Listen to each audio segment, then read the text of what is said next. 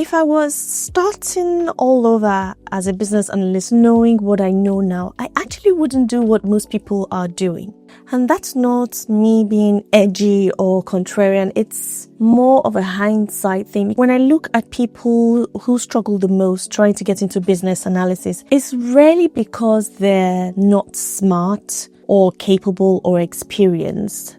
It's usually because they start in the wrong place. They start doing the wrong things and they over-prepare. And so in today's video, I want to talk through how I would actually approach becoming a business analyst if I were starting out today. If you're new here, I'm Pippa. I'm a senior business analyst. I've been a business analyst for over 10 years, and I help people transition into business analysis. People who are capable, people who are hardworking, but feel stuck or underused in their careers. On this channel, I talk about how business analysis looks in real life, not just how to get the job, but how to actually feel confident doing it, and how it fits into a bigger picture of work, life, and money. So if you're someone curious about becoming a business analyst, or you're already on that path and questioning how you got here and how to get to your next steps, then you're in the right place. All right, let's get started. Okay, so the first thing I'd stop doing straight away is trying to understand everything about business analysis before actually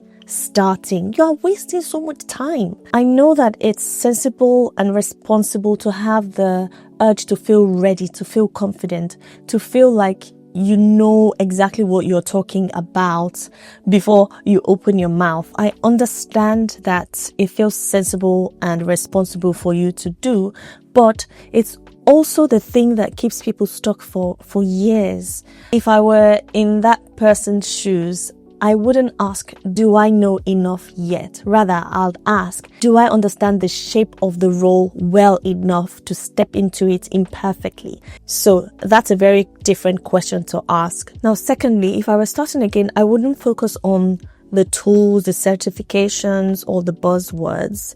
I'd focus on 3 things first. Only 3 things.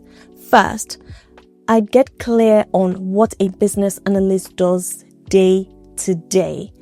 The lived reality, not just the theoretical or the textbook definition of business analysis. I'd get clear on meetings. How are meetings run? How can I hold conversations? How can I turn ambiguity into sense, right? How can I translate mess into something that is usable? Sitting between people who want different things and helping them move forward anyway.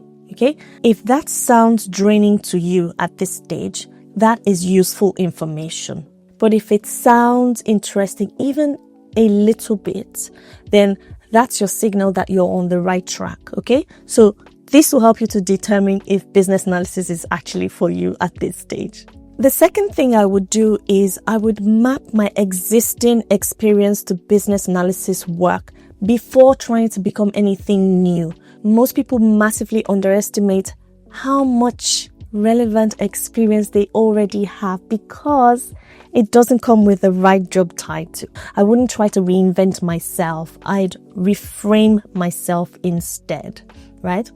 And thirdly, the third thing I would do is I would stop treating learning as something that happens before action. So I'd let learning happen because of action. The job market scares a lot of people right now, and I get it. But fear has a way of making everything feel bigger, more competitive, more impossible, and more out of reach than it actually is. Okay? So if I were starting in this year, 2026, I wouldn't obsess over how many applicants are there outside me because of the job market, right?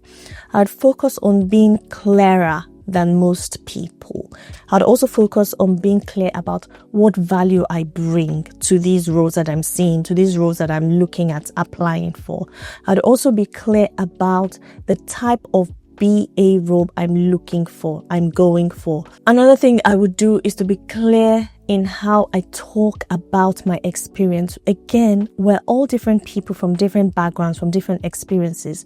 So you want to be clear about how you talk about it, how you translate it into your CV, your resume and how you translate it during interviews, how you translate it when you're talking to the recruiter before you go on to the interview stage.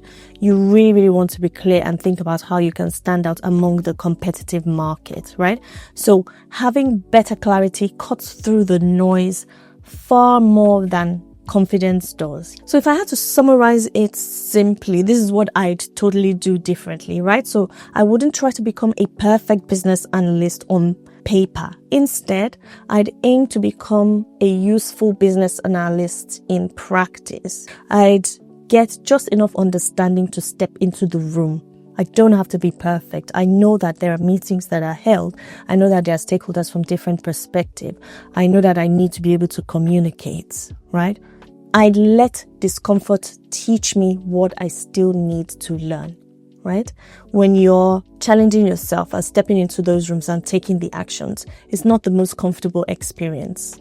Any new thing, any new experience is not the most comfortable. Any daunting experience is not the most comfortable. This is why, as humans, we want to sit down and make sure that we are overly prepared, perfectly prepared, so that we don't, embarrass ourselves or we don't mess up, right? And the final thing I would stop doing is I would stop waiting to feel confident before I make a move.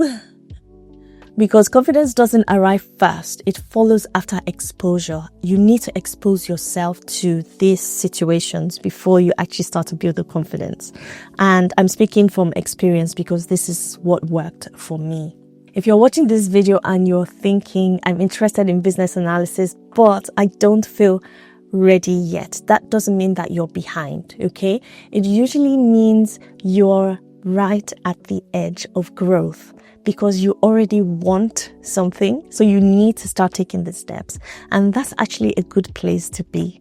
All right. So if you'd like more help in translating your existing experience, translating your existing skills and identifying them, click link in description and we can book a call and talk through how I can help you through that. All right.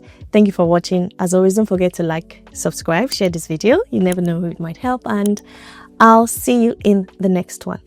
Peace.